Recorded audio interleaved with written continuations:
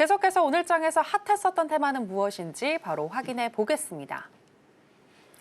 네, 오늘의 핫 테마는 조선 테마입니다. 국내 주요 조선사들이 일단 수주 소식을 전하면서 관련 기업 전반이 급등했습니다. 하나그룹이 전일 호주에 본사를 둔 글로벌 조선 방위산업체 오스탈의 공개 매수를 선언한 상황에서 하나오션은 세계 최대 해운사 중 하나인 대만 에버그린사로부터 친환경 초대형 컨테이너선 6척을 2조 3천억 원대에 수주했다고 공시했고, 삼성중공업도 오세아니아 선주사로부터 셔틀탱커 9척을 2조 원대에 수주했다고 밝혔습니다.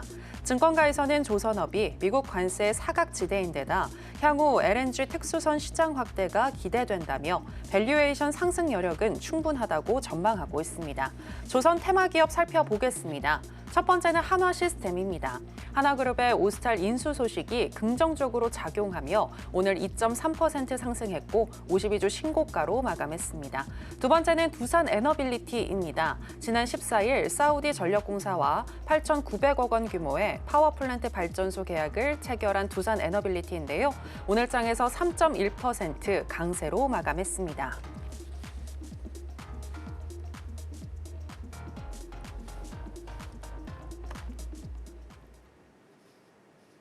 네, 오늘의 핫 테마는 조선 테마입니다. 관련해서 첫 번째 종목인 한화시스템부터 현재 시점에서의 매매 전략 알아보도록 하겠습니다. 전문가님 팻말 준비해 주시고요. 예. 하나, 둘, 셋, 빠밤. 관망입니다. 네, 관망 사인 들어주셨습니다. 아무래도 한화시스템은 많이 올랐기 때문에 당분간은 좀 더 살펴보자 그런 의미로 관망일까요? 그렇죠. 그렇죠. 네네. 네, 그럼 리뷰 좀 한번 해주실까요? 일단 한화시스템도 제가 여러분들께 많이 말씀을 드렸는데 아시다시피 이제 한화시스템을 조선주로 볼 수 있느냐라고 이제 말씀하시는 분들이 많으신 것 같아요. 자, 그런데 오늘 이제 제가 조선 섹터로 말씀드리는 거는 요즘에 조선보다 잘 가는 데가 어디입니까? 조선 엔진 쪽이죠, 그렇죠? 기자재. 그러니까 조선가는 지금 연초부터 해서 실제로 지금 조선가 같은 경우는 조금씩 내려가고 있어요. 그렇게 치고 올라가는 흐름이 아닙니다. 그러니까 지금 조선업종 자체가 탄력이 좀 둔화돼 있죠. 그 한화오션 같은 경우에도 약간 좀 둔화됐고, 그리고 이제 현대중공업이나 미포조선이나 그런 쪽은 많이 하락을 했습니다. 왜 그러냐면 조선가가 지금 이렇게 약간 좀 둔화됐기 때문인데, 그런데 그거와는 다르게 조선 엔진, 기자재 쪽은 다르죠, 그렇죠? 그래서 이제 사이클이 다르고 우리가 조선, 그러니까 본연의 조선보다는 지금은 약간 좀 사이드 쪽을 봐야 되지 않을까. 그래서 아마 처음에 얘기 들으셨을 때 아니 무슨 한화시스템이 무슨 조선주야, 아니 무슨 두산에너빌리티가 무슨 조선주야.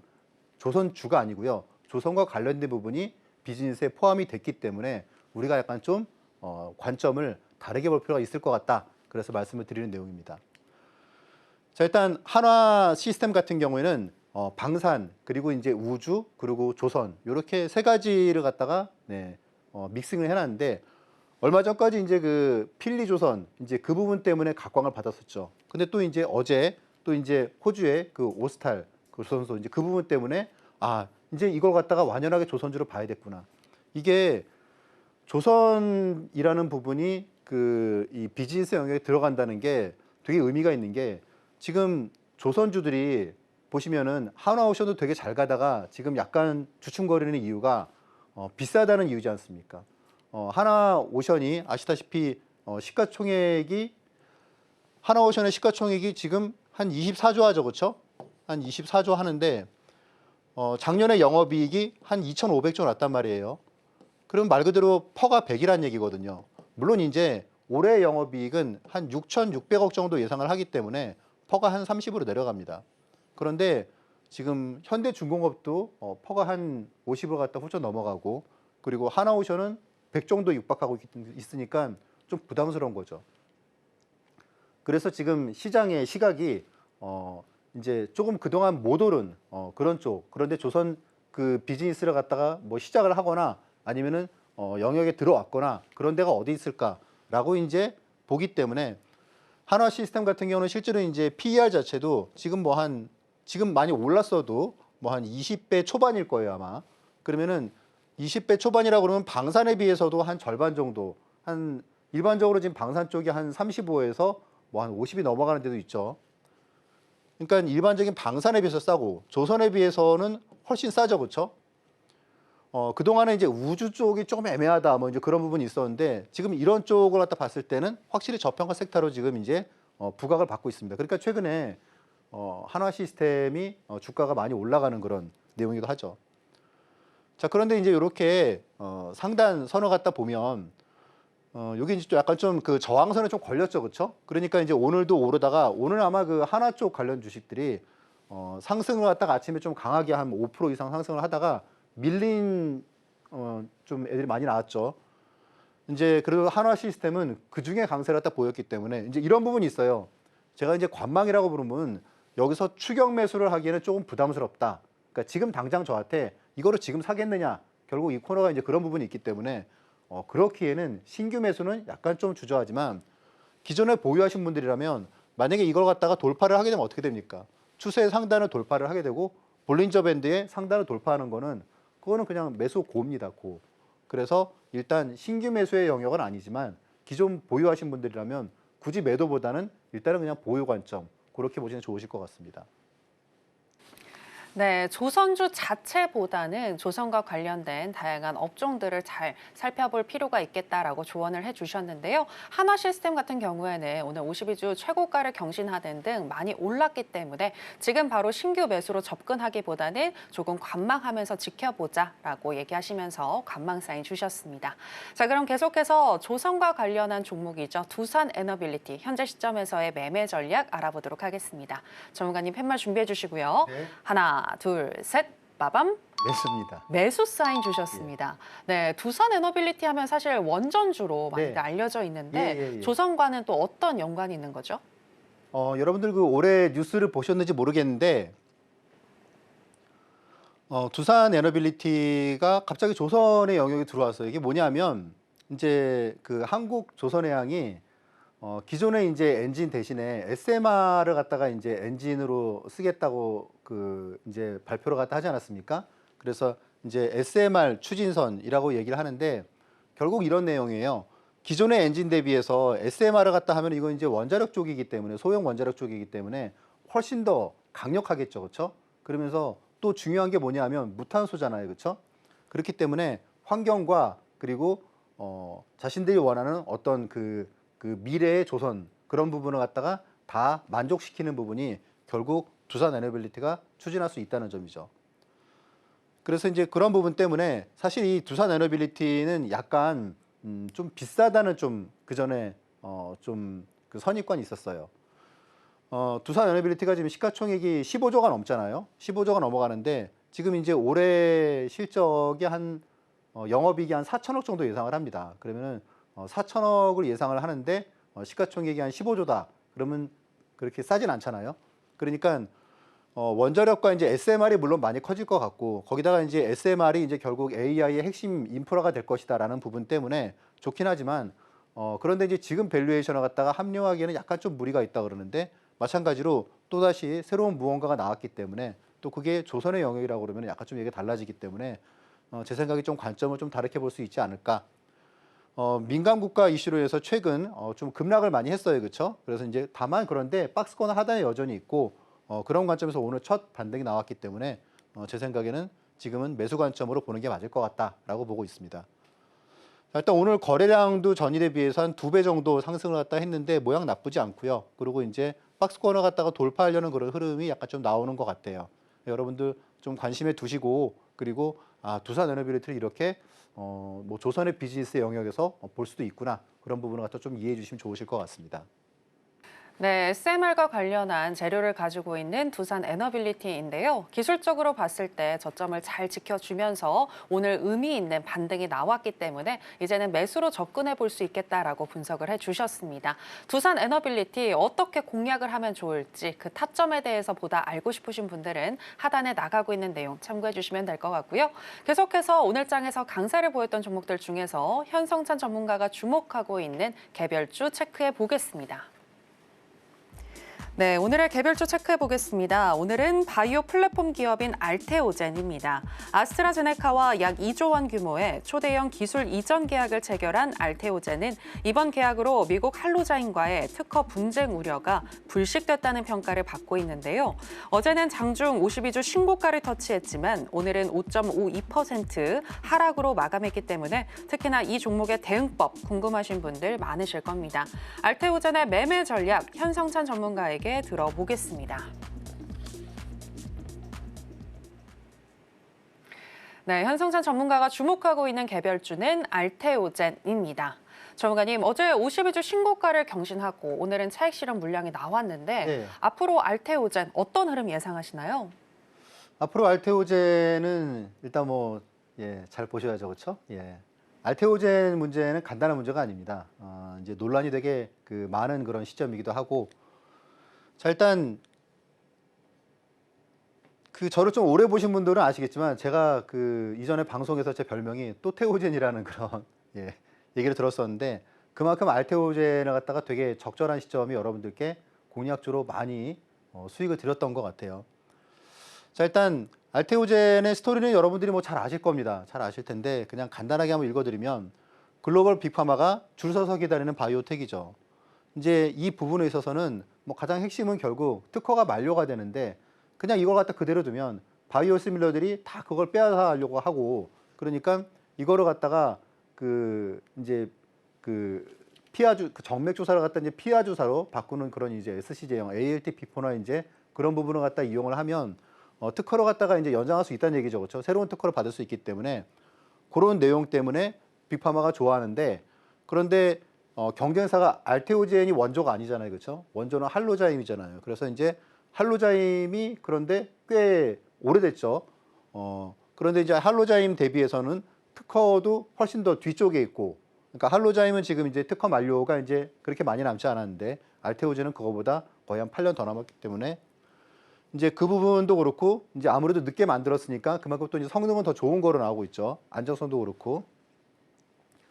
자, 두 번째 이제 이 부분은 좀 할로자임 좀 얘기를 해야 될 것 같아요. 많은 분들이 이제 알테오젠을 갖다가 이제 얘기를 하면 이제 흔히 그런 얘기를 많이 하세요.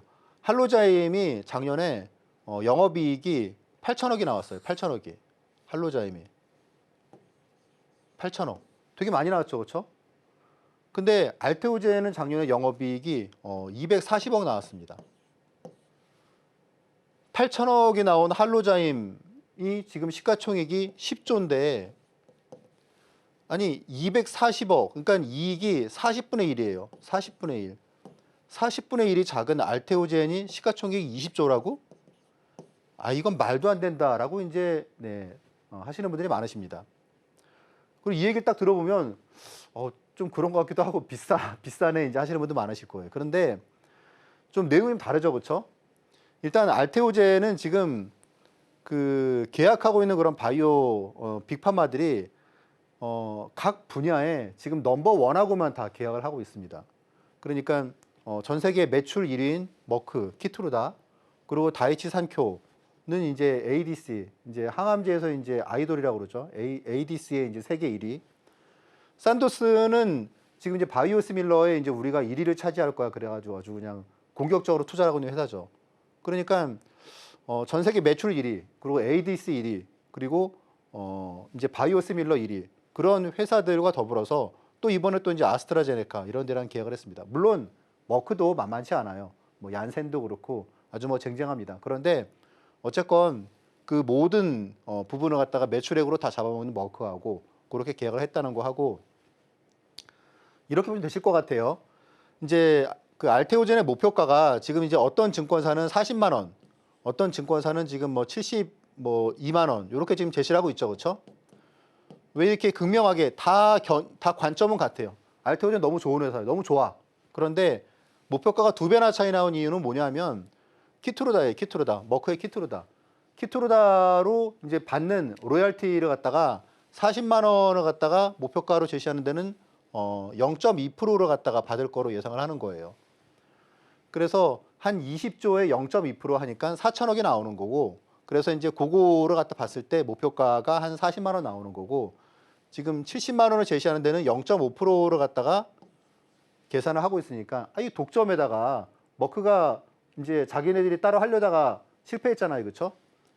그래서 이제 그런 부분을 갖다 봤을 때는 0.5는 받았을 거야라고 이제 얘기가 갖다가 하니까 72만 원이 나오는데 이제 많은 분들은 이제 잠깐만 이거 머크의 키트로다 하나만 해도 이게 지금 그러면 0.5면은 지금 1조가 훌쩍 넘어가는데 아니 그러면 이게 지금 다른 데 뭐 산큐하고 산도스하고 이런 데하고 다 하고 그러면 도대체 이게 이익이 얼마나 나는 거야?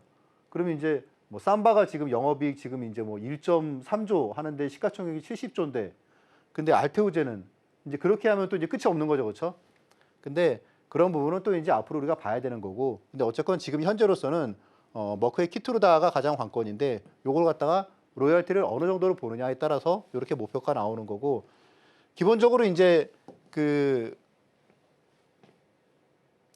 할로자임하고 이제 알테오젠하고 두 개를 갖다 비교할 때는 저는 그렇게 생각을 해요. 저는 간단하게 여러분들 보시면 예전에 그 테슬라하고 도요타도 되게 논란이 많았잖아요. 그렇죠? 도요타가 전 세계 그 자동차 1위고 압도적인 매출, 그렇죠? 그런데 테슬라는 매출도 별 볼 일 없었고 그런데 테슬라는 전 세계 시가총액 1위잖아요. 그렇죠? 제약도 마찬가지죠. 그 비만 그 약을 갖다가 처음 만든 데는 이제 노보노디스크지 않습니까? 그런데 후발주자로 치고 나온 데가 일라릴리가 시가총액이 2배 이상 하잖아요. 그렇죠? 그러니까 이렇게 그 신기술로 새로 치고 오는 회사를 갖다가 이렇게 아직 실적이 안 나온다고 그래서 그 기존에 이제 어쨌든 우위를 점하고 있던 회사보다 비교해 가지고 시가총액이 무조건 싸야 돼. 그런 관점은 아니라는 거죠. 왜냐하면 결국 이제 주가는 결국 미래를 보고 움직이는 그런 부분이라고 여러분도 잘 아실 거예요. 그래서 알테오젠의 주가는 결국 지금 투자자들이 그렇게 사실 우매하지가 않거든요. 되게 여러분 똑똑하시잖아요. 그렇죠? 그래서 지금 현재 알테오젠의 주가가 지금의 가치, 그러니까 예를 들어서 한 5년 정도 안의 가치는 지금 어느 정도는 반영을 갖다 하고 있는 주가다. 근데 거기에 이제 뭐 아스트라제네카가 들어오니까 또 가치가 올라가는 거고 이제 그런 거겠죠. 근데 이런 내용은 다 알아. 지금 어떻게 될 거야? 지금 내일 이제 그렇게 궁금하신 분들이 많으실 것 같은데 자, 지금 이제 가장 중요한 게 이제 20일.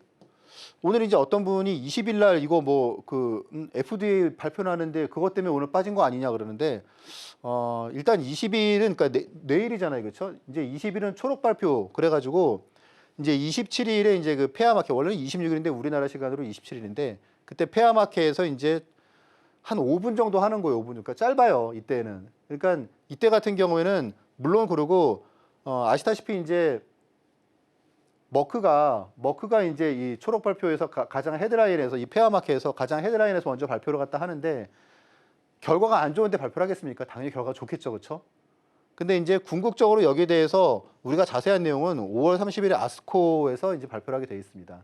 그래서 적어도 이제 여기서 이제 머크가 발표를 갖다가 하는데 우리 망했어요. 그렇게 하진 않을 거고 그래서 이미 긍정적으로 할 거라는 거는 반영이 되어 있는 거죠.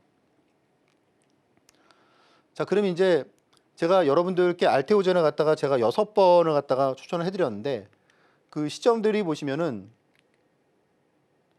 아마 잘 아실 거예요. 제가 이제 저는 그러니까 추격 매수로 갖다가 하는 적이 이제 알테오젠도 그렇고 뭐 한 번도 없었습니다. 그래서 심지어 이제 이렇게 막 폭락했을 때 뭐 알테오젠이 마이너스 뭐 10% 폭락하고 12% 폭락하고 그러면은 제가 방송에 나오면은 그날은 그냥 의뢰 알테오젠을 갖다가 그냥 매수로 갖다가 공략주로 말씀을 드렸죠. 그런 내용들이 여기 있습니다. 여기도 보시면 이제 장대 음봉이 나왔을 때 요거 매수. 그래서 보시면은 이렇게 다 캡처본들이 있고 그러니까 이걸 보시면서 여러분들이 저 사람은 투자 성향이 저렇구나. 네. 그래서 나는 급등주를 좋아해. 나는 막 추격하면서 너무 좋아해. 그런 분들하고는 좀 안 맞을 수 있어요. 근데 저 사람은 적어도 좀 지속적으로 좀 이렇게 좀 고수익을 갖다가 하는 게 가능할 것 같아. 그런 분들은 저하고 좀 이렇게 인연이 맞을 수가 있습니다. 자, 그럼 이제 알테오젠이 지금 약간 좀 가격이 약간 좀 비싸다고 제가 이제 40만 원 이상부터는 알테오젠을 갖다가 매수 추천을 갖다 지금까지 안 했습니다. 그 이유가 뭐냐면 잘 아실 거예요. 제가 뒤에서 이제 그 텐베거 기법을 갖다 말씀드릴 텐데 텐베거 기법에서 알테오젠을 갖다가 제가 제 팔로워분들께 처음 말씀드릴 때가 5만 원일 때 5만 원일 때 23년 9월 달에 그때 이제 제가 뒤에서 말씀드리겠지만 그 텐베거 기법에 해당되는 이렇게 기관하고 외국인의 대량 매수가 들어오고 장대 양봉이 나오고 거래량이 급증하고 그래서 제가 이제 알테오젠을 갖다가 처음에 추천을 이제 그 팔로워분들께 이게 텐베거 기법이 나왔는데 솔직히 텐베거가 될지는 잘 모르겠다. 근데 한번 잘 보자. 그렇게 말씀을 드렸던 것 같아요. 자, 그 뒤로 한번 주가가 치솟더니 네, 어느 순간 그리고 그 뒤에도 텐베거 기법이 많이 나왔습니다. 알테오젠은. 그래서 잠시 뒤에는 이런 기법들 한번 살펴보도록 하겠습니다. 지금 바로 구독을 눌러보세요. 실시간 경제 뉴스, 투자 전문가들의 다양한 시황과 정확한 분석, 또 알찬 투자 정보까지 신뢰할 수 있는 저희 서울경제TV와 함께하세요.